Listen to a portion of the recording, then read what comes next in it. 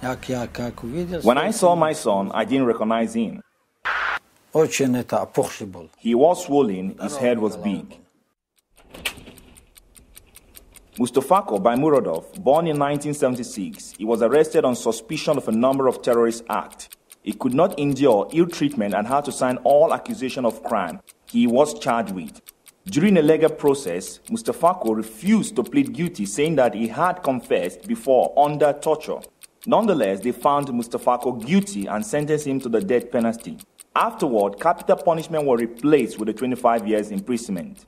10 октября 2000 года на квартиру семьи Баймуродовых врываются сотрудники милиции, по словам. On October 10, 2,000 militiamen stormed into the Baymurodov's apartment. According to the father, they were in a rush looking for something. They found something and arrested him and his son.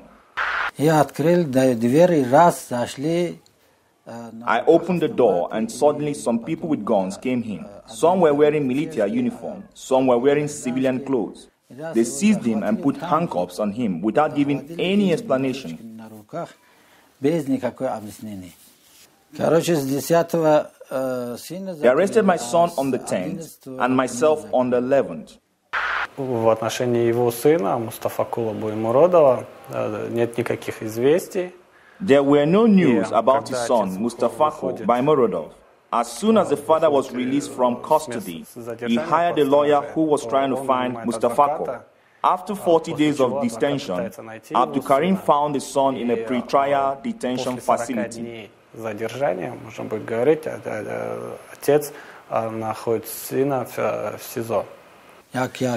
When I saw my son, I didn't recognize him.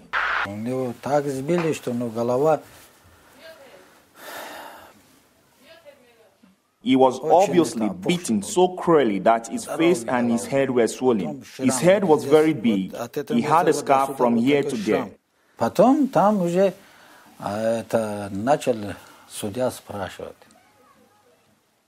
During the court setting, the judge was asking about the crâniocerebral trauma, how it all happened. My son told that he had been beaten by a crank handle and showed the scar. He added that the torturer pulled out his nails and showed his injured finger. Mustafako confessed to the judge he pleaded guilty for the fear of being killed otherwise.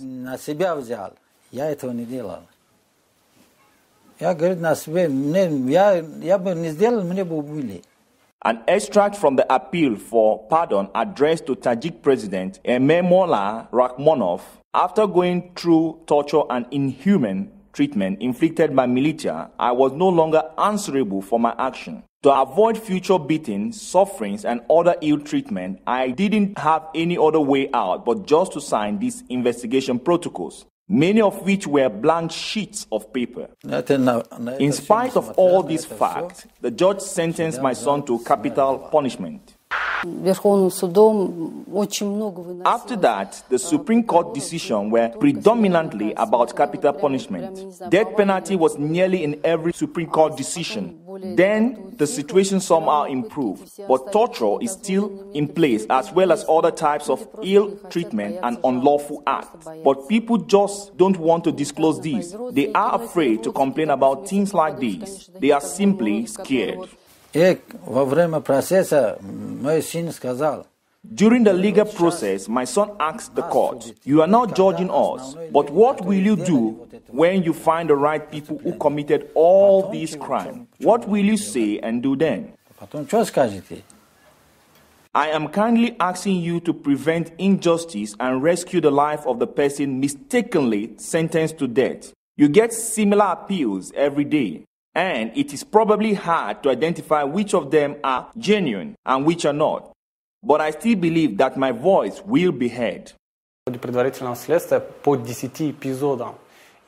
During prejudicial investigation, under 10 charges, Mustafako was accused of commitment of terrorist act. In particular, he was accused of commitment of a terrorist act in the Korean church and in 1001 small things. He was also accused of an attempt on the life of his former wife. In addition, he signed a number of documents related to other criminal charges, and there are over 8 of those. However, during the legal process, under the charges related to explosion in 1001 small shops that occurred on September 4, 2000, the right executor of this act was found. Another charge was dismissed too. As the guilty was found, so just one charge remained. Буймуродову выносится наказание в виде смертной казни. Baimarodov was sentenced to capital punishment. However, later, the High Court, given that all the charges were dismissed and just one remained, cancelled death penalty and sentenced Baimurov to 25 years of imprisonment. Then I started writing that the punishment is not consistent with the gravity of the crime. That is, before he was incriminated, 3 charges, 2 terrorist acts, a murder and an attempted murder, and keeping guns. 2 terrorists were later dismissed, and now he is incriminated under 1 charge, but his punishment remained the same, 25 years imprisonment.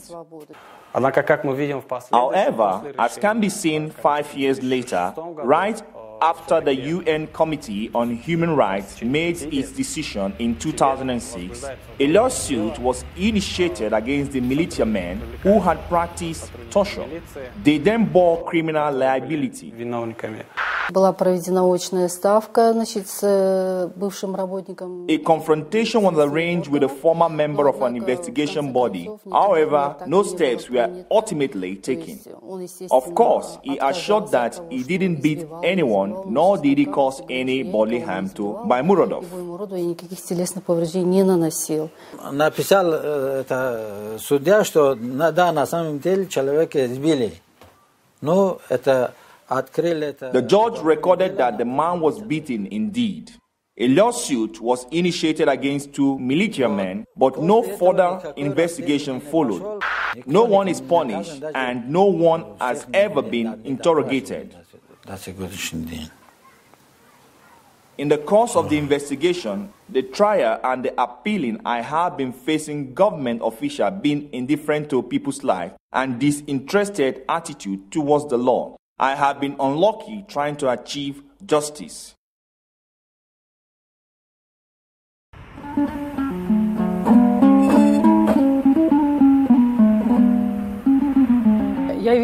I witnessed his depression. He always swore to me he was not guilty. I told him, Sonny, I perfectly understand that. I know you are not guilty. Rustam Muhamedov, born in 1989, in November 2007, Rustam was arrested and kept in the pre-trial facilities for several months. He was accused of beating a man who consequently died. During investigation, Rustam confessed to the crime.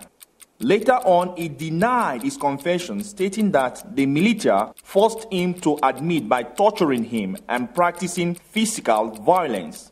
Kostanay City Court found Rustam Muhamedov non-guilty and acquitted him due to lack of evidence of crime. I was on my way home and I decided to call on my girlfriend.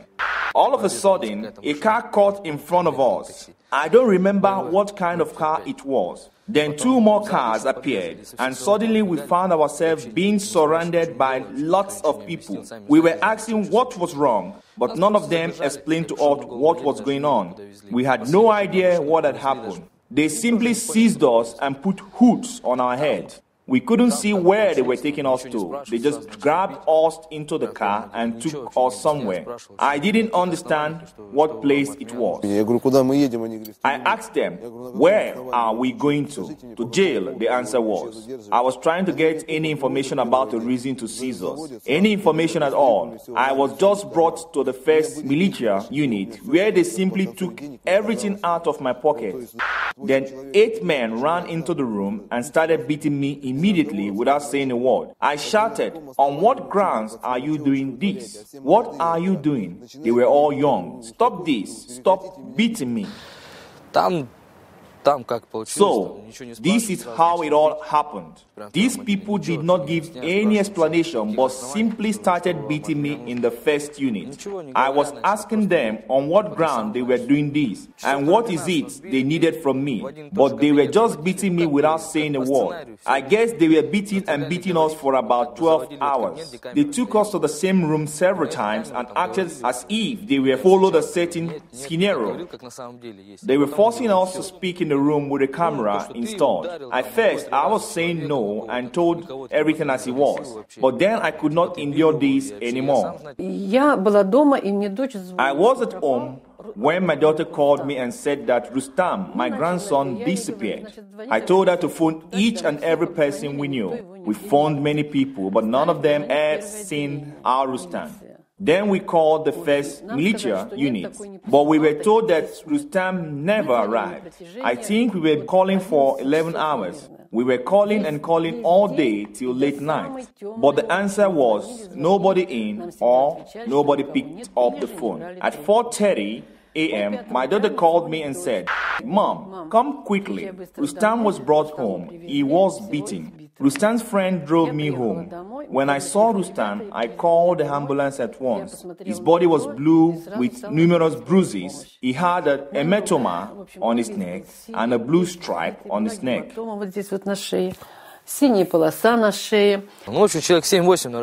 There were 7 people beating us. At the end, they tied our hands with belts, laid us onto the floor, kicked and choked us. They put a plastic bag on his head and a gas mask. He said, "Granny, I fainted 5 times. I would open my eyes and they would raise the gas mask, spray an air freshener, and put the gas mask on me again."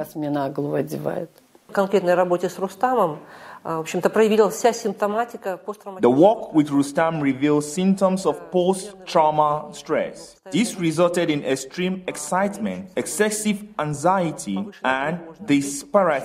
The symptomatology is consistent with the state of his mental health, since the torture and other ill treatment he had gone through affected his psyche and mental health.